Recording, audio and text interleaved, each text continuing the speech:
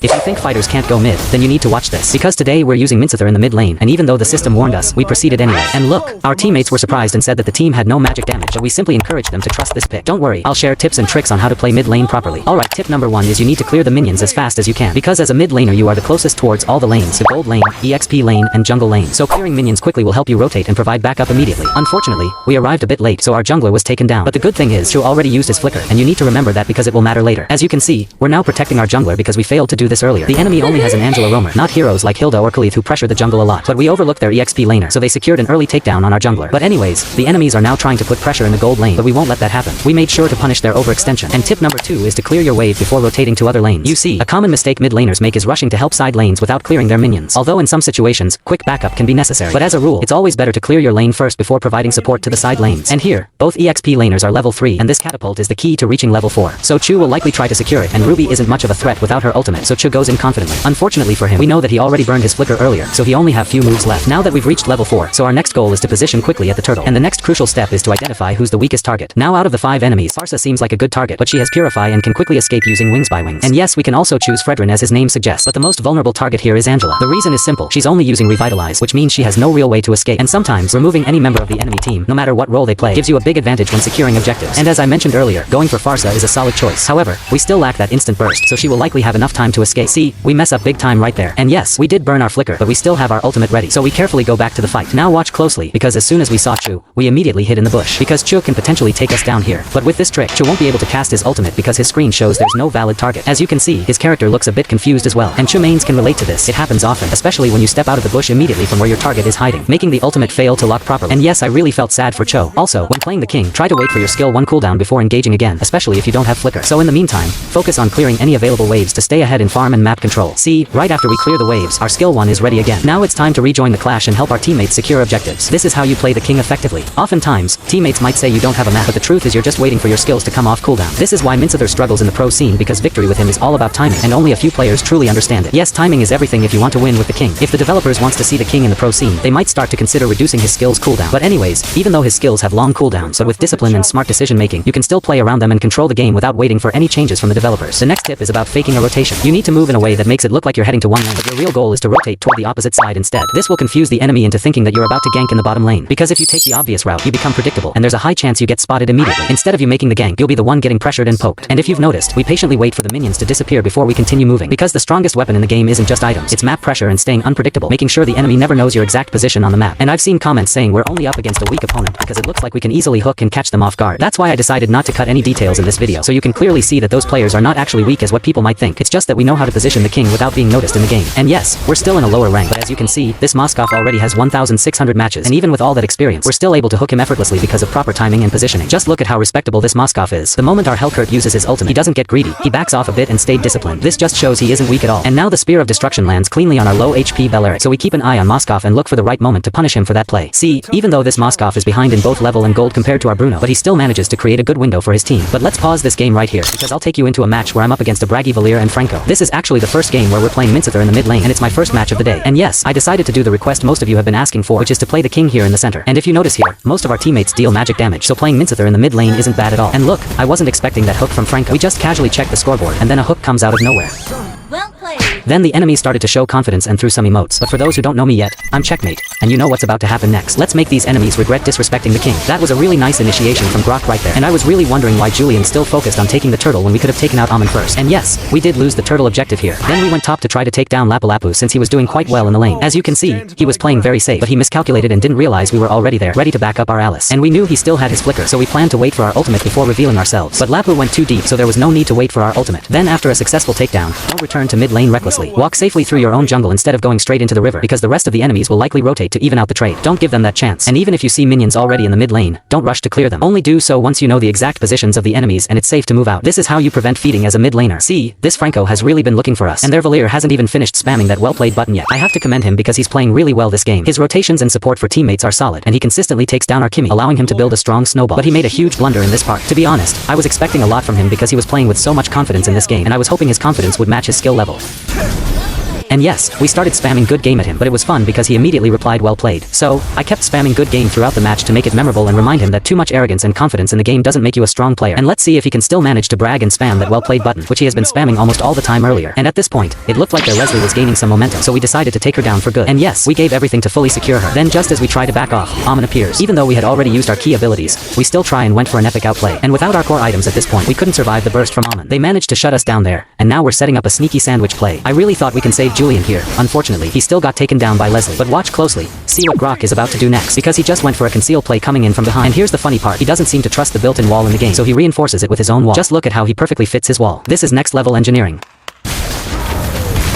And yes, it gets the job done. Now we're about to recall and let our teammates handle the remaining enemies, but I almost forgot our goal, which is to humble their Valir. And besides Franco and Valir, their EXP laner, Lapu is also playing with a lot of confidence in this match, even spamming good game button as well. But what he doesn't realize is that the hero he's using can easily be punished by the king, so we start hunting him and giving him a lesson too. This is why I love using Minsitthar, because he can punish any hero in the game, whether squishy or tanky. Everyone can be humbled. Plus, he's one of the fastest heroes at taking down turrets. And yes, whenever you get a chance to destroy an inhibitor turret, go for it, even if you risk being taken down. And make sure you always prioritize the turret first before going for enemy heroes. We just drop our king's calling in that moment to stop Leslie from defending the turret. Then once the turret is down, that's when we focus on taking her out. Even though they managed to shut us down, we still got a turret and their gold laner. That's definitely a good trade for us. However, our teammates pushed too deep and underestimated the enemy. As a result, they were taken down one by one. This is bad news because the Lord is about to respawn any moment. But even so, we attempt a miracle play. However, their Franco reacts quickly and catches us before we can reach his teammates. This could have been a good engage since the Lord's knockup landed perfectly as we dropped our ultimate. But yes, we were really unlucky right there. It's fine though, because we already had 2 waves of mega minions, so defending against the Lord was easy for us. Now here's a common late game mistake many players make. Often, when teammates, especially the roamer or EXP laner, see a chance to clash, they dive in even if there's an incoming minion wave that needs to be defended. And to be fair, sometimes this works especially if you can wipe out all the enemies. This way you can push straight to the base. But it's a double-edged sword. If the clash fails, you risk losing your inhibitor turrets. And remember, we're playing solo here, so it's way too risky to commit and fully rely and put our trust on our teammates. Look, we clearly have the advantage with 2 waves of mega minions, so there's no reason to make a risky play when we can win this game slowly but surely. But anyway, my teammates still went for the risky wipeout plan, and since we don't want any of our inhibitor turrets destroyed, so we just focus on defending the turrets while our teammates were busy clashing. Although yes, we could take down a few enemies if we joined the clash, but the chances of wiping them out are very slim. We don't want that outcome because it would be pointless, and as a result our inhibitor turrets would be destroyed. And take note, the game would reset since the Lord timer is still long, so never make a mistake of forcing a risky play like that. You're already winning this game, so just stay patient and wait for the next Lord to appear. As you can see, all 4 of our teammates are taken down. And finally, Valir can press that well played button again, since he's been quiet ever since their team started falling behind. But as I always remind, always stay calm when you're using the king. If you play this hero correctly, no one can stop you. The only thing that can truly hold you back is your internet connection. But in terms of hero matchups, the king has almost no real counters when played with proper timing and discipline. That's why deep inside, I'm honestly laughing whenever someone throws an emote or spams the well played button, because they really have no idea how strong the king actually is. He isn't called the king for nothing, and yes, all 129 heroes in Mobile Legends need to respect him, because he's the only hero capable of taking down any target who wish to disrespect. And if you're the one playing Minsitthar, that doesn't give you the right to brag either. Always stay humble and keep your discipline throughout the game, because I'm telling you, the king can be punished just as easily when you make the wrong move, and I'm never scared whenever enemies pick Minsitthar. So I'm teaching you to avoid getting too confident and just focus on making smart and calculated decisions in each game you play. And at this point, it looks like the enemies have a solid defense, making it hard to close out the game. But as I said earlier, you need to calculate every possible move to find that checkmate angle, and that was the best move we've been waiting for. But we're not done yet, because this is only the first match of mid-lane Minsitthar series. I still have 2 more games to show you, since some might say we were just lucky this time. So I think 3 games are enough to show how flexible the king can really be. So without further ado, let's continue with game number 2. And don't worry, this one will be quick because I'm really excited to show you game number 3. Also, I've been editing for a long time now, so I'm trying to finish the video as quickly as I can without compromising the lessons you can get from it. I'm really quite exhausted at this moment, not gonna lie, and I can't afford someone to edit my videos. And yes, I've read all of your requests in the comment section. I'm slowly working on a video for each request you've made. I just need your patience because I don't have much free time, and as you can see, I'm not even at immortal rank this season. But don't worry, I've already taken note of everything you asked for, and I'll drop them one by one if Gad is willing. And I'm really sorry because sometimes, I don't have energy anymore to type in replies, especially the day I uploaded the video, since I'm already exhausted. But I do appreciate and read each comment you drop in the comment section. All comments are also welcome, whether it's positive or negative. I do respect everyone's opinion, and everyone have the freedom to say and express what they want here, as long as it's not hurting anyone. See, I told you, game number 2 is super quick. And yes, we've only been taken down once in this game. So finally we're heading into game 3, and our lane opponent this time is Eve, and they also got Karina on their side, which is a pretty solid pick, up against Minsitthar. Alright, so the first thing we did here was focus on clearing the minions, and I have to commend Sylvana for holding her position in the bush. This gave us a big advantage in poking my lane opponent early on. Then their Carmilla comes in, trying to help their mage clear the minion waves. But we're like king and queen controlling the mid lane, and this Sylvana really knows what she's doing. Without hesitation, we use our flicker even though Eve still has Purify. This also lets us get closer to Carmilla, who only has her first skill ready, meaning she has no escape. And the king, with his passive, can already stun her, and Sylvana does an excellent job following following up with damage. Then we went straight to the EXP lane as soon as we saw our Lapu-Lapu struggling against Phoveus. And if he thinks he's strong for forcing Lapu to recall back to our base, then he's wrong because we're here to remind him that Minsitthar is still the king in the EXP lane. He was just lucky we're assigned to play in the mid lane in this game. Now look, he's trying to run and dodge our skills. But Phoveus is similar to Minsitthar. Both only have basic boots and no dash skills, so escaping immediately is nearly impossible. And for those who didn't know, Minsithar's ultimate can stop Phoveus from casting his ultimate, making the king a strong counter against him. So whenever you see a Phoveus, even under his tower, don't hesitate. Drop the king's calling immediately, because he'll likely turn into a punching bag with almost nothing he can do. And look at this Lapu-Lapu. He had one job, and yet he still fails to do so. That was a huge waste of resources. We could have just used our ultimate during the turtle take instead. But I like his confidence though, because even if we're still in the lower ranks at this point, most of my teammates already have over 1,000 matches on the heroes they're using. However, the system sometimes gives you enemies who are much stronger compared to your teammates. But remember this, if you fully master Minsitthar, even the strongest players you face in your games will appear weak against the king. And I've seen comments saying Minsitthar doesn't work in higher ranks, but that doesn't mean high-ranked players are immune to the king's outplay mechanics. No one is safe from him, no matter how strong your game sense is. There's always a way to defeat you with Minsitthar. Also, some players feel powerful once they reach higher ranks, but if you look at their actual skills and gameplay, it's often underwhelming. Plus they usually have a very limited hero pool. It's really confusing why some players get arrogant like that, while many others haven't even reached mythical glory but play far better in higher ranks. So as I always say, stay humble. Don't get overconfident if you're just a one-trick high-ranked player riding a 5-man squad. And I see some players look down on others' win rates, but they don't experience the struggles of playing in solo rank. So learn to focus on raw skill, not just stats. That's when you truly see the difference. And I hope you've realized by now that the most effective way to play the king is to play him like an assassin. You don't want the enemies to know where you're coming from, so the bush will always be your best friend, because you never want to show up from the obvious angle. Staying hidden gives you control over the pace of every fight. And Karina seems to be snowballing in this game, but I want you to pay attention to how many times we use the bush to set up clean and controlled plays. Some players might have something to say about this playstyle,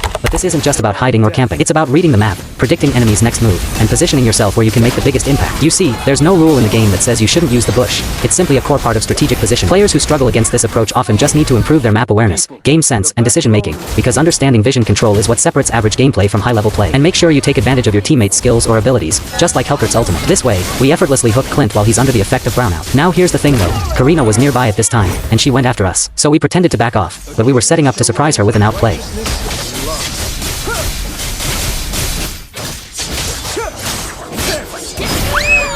Unfortunately, our damage wasn't enough this time. But okay, she just made the worst mistake she could make in front of the king, and we won't forget what she did. This is already the third game, and I've realized that in almost all of my games, the presence of the king is still underestimated. There are so many players that still think Minsitthar is weak. Well, I can agree with that as well. But if you look at the brighter side, Minsitthar can have a huge impact when played correctly. How his positioning, timing, and ultimate can completely turn the tide of even the messiest fight. He's truly a game changer, and here's how he also works in the mid lane. As we all know, most mid lane heroes are designed to target and reach the enemy backline, and Minsitthar can do the same using his different hook combos. He can lock down priority targets, create openings for his team, and control team fights with solid crowd control while still dealing strong physical damage. The only thing he lacks as a mid laner is magic damage, but in terms of impact, utility, and pressure, he can match what many traditional mid heroes bring to the table. And wait, the best part is that, unlike most mages who can't deal much turret damage with basic attacks, Minsitthar can melt towers very quickly. This makes him incredibly threatening in the mid lane because he doesn't just contribute in team fights, he also creates real map pressure by taking objectives faster than standard mid heroes. And if you have teammates who can supply the magic damage your lineup needs, like our roamer using Sylvanna, then a fighter mid laner like Minsitthar becomes even more effective. He brings crowd control, strong engage tools, objective pressure, and reliable pick potential through his hook combos. That's why facing a Minsitthar mid can be scary for the enemy team. He hits hard, controls space, threatens the backline, and still plays like a durable frontliner when needed. With the right teammates and good timing, Minsitthar can fit perfectly in the mid lane. And yes, we got taken down in the last clash, but we also managed to take down their Karina, which allowed our teammates to secure the Lord. Now that the Lord is marching on the bottom side, so we decide to push remaining turrets here on the top lane. But Clint is also here, barely dodging our hook. By the way, I have to commend that quick step back, but there isn't much he can do, and we still managed to destroy the tower successfully. And late game wouldn't be complete without pulling off the king's trap. But watch closely, look at what happens next. Yes, for some reason, we pressed the second skill instead of the king's calling. We almost got taken down here, but since it's already late game, just one drop of king's calling can instantly trigger Minsithar's passive, allowing us to survive in crucial moment like this. Now this is the most important tip I want you to learn, patiently holding your position. You see, as long as the enemies have no idea where you are, never move and reveal yourself on the map. You have the perfect spot, so don't give it up. What's really important here is that you know the location of all 5 enemies, and their Clint is just arriving. So patiently wait for him, because aside from their mage and Karina, Clint is one of the most valuable targets you can take down. And if you've been watching closely, this game is still very much equal. Both teams still have all 3 inhibitors standing, but with just a bit of patience and smart positioning in the corner, everything has changed. This highlights how crucial positioning is when playing Minsitthar. Yes, one of his weaknesses is mobility, but why worry about that when you can turn it into an advantage? By staying still and waiting for the right moment, you force the enemies to make mistakes while you control the map. Sometimes, what seems like a weakness can actually become your greatest strength, especially when combined with prediction, timing, and understanding the enemy's movements. This is why playing Minsitthar isn't just about brute force, it's about strategy, patience, and reading the map better than anyone else. And by the way, did you know the fighter emblem got some adjustments? Yes, we'll cover that in the next video and show how the king can take advantage of it. Here's the build we're using in this game. Also, don't miss the SpongeBob event. Let me share my second time playing it. Please don't judge me. I didn't really know what I was doing. I was just spamming ingredients everywhere like a confused chef. See, I wasted 10 seconds preparing the wrong order, then realized the customer wanted soda. But what button should I press? I was literally tapping everywhere on the screen, panicking, and didn't even notice the soda machine was right in front of me. And finally, the soda mysteriously appears. Alright, there you go sir. Thanks for patiently waiting. Now, what's next? Time is running out, and a sudden realization hit me. I'm no longer in my prime, and my fingers just can't move as fast as they used to. So, one lesson we can take from this is... Well, honestly, I'm so tired from editing this video to the point that I don't know how to end this video. Maybe a motivational quote would work, or can I just use fade out transition? Or maybe I will end with some random words.